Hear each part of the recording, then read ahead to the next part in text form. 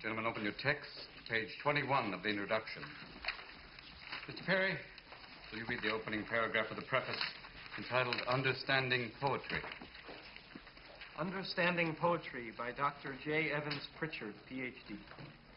To fully understand poetry, we must first be fluent with its meter, rhyme, and figures of speech. Then ask two questions. One, how artfully has the objective of the poem been rendered? And two, how important is that objective? Question 1 rates the poem's perfection. Question 2 rates its importance.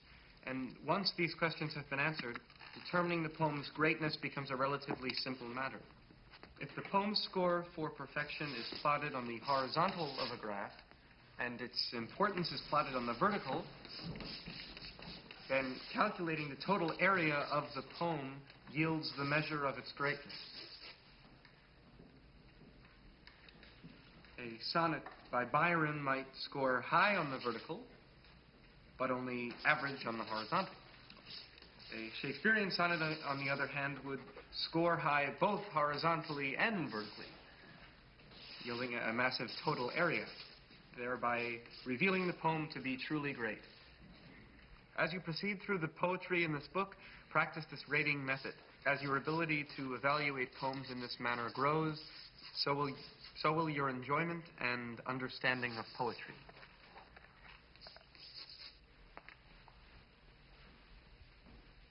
Excrement. That's what I think of Mr. J. Evans Pritchard. We're not laying pipe. We're talking about poetry. How can you describe poetry like American Bandstand? Well, I like Byron. I give him a 42, but I can't dance to it. Now, I want you to rip out that page. Go on. Rip out the entire page. You heard me. Rip it out. Rip it out. Go on. Rip it out. Thank you, Mr. Dalton. Gentlemen, tell you what, not just tear out that page, tear out the entire introduction. I want it gone. History. Leave nothing of it. Rip it out. Rip! Be gone, J. Evans Pritchard, Ph.D. Rip! Shred, tear, rip it out. I want to hear nothing but ripping of Mr. Pritchard. We'll perforate it. Put it on a roll. Not the Bible. You're not going to go to hell for this. Go on. Make a clean tear. I want nothing left of it.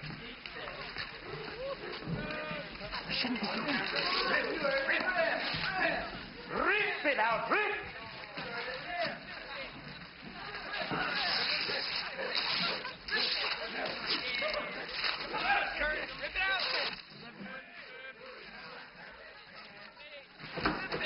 What the hell is going on here? I don't hear enough rip. Miss Keating. Mr. McAllister. I'm sorry. I didn't know you were here. I am. Ah. So you are. Excuse me. Keep ripping, gentlemen. This is a battle. A war. And the character... For the longest time, I didn't enjoy reading poetry. I loved writing it and thinking about it in different ways, ways that I could make words rhyme, but that was about it. And why didn't I enjoy reading poetry? Because I felt like I didn't understand the poem the way it was meant to be understood. I felt like my response to the poem's meaning was wrong. Writing and reading poetry is not about understanding it in a right or wrong way. It's about self-expression and self-interpretation. It's about capturing passion and feeling. Poetry is a song without music. Poetry can capture a mood or a feeling of an experience or an idea in a way that no other medium can attain. Language is powerful. And since language is powerful, poets then possess quite a bit of power. They connect us to the human experience through language. And once we get away from thinking that poets are only people like this, or like this, or like this, or this, or this, once we move away from thinking that they're only these kind of people, these kind of weird people, and understanding that they're people like this, and like this, and this, and this, and this, and this, and, well, let's not get carried away.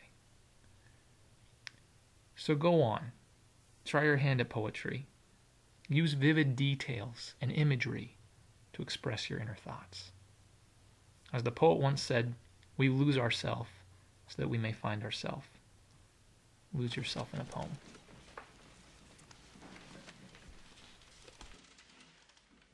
We don't read and write poetry because it's cute. We read and write poetry because we are members of the human race. And the human race is filled with passion. Medicine, law, business, engineering, these are noble pursuits and necessary to sustain life. But poetry, beauty, romance, love, these are what we stay alive for.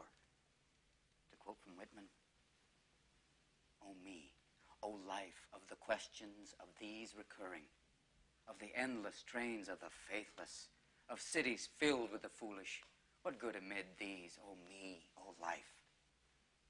Answer, that you are here, that life exists and identity, that the powerful play goes on and you may contribute a verse.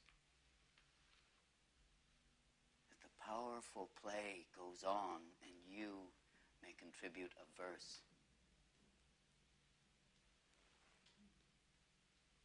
What will your verse be?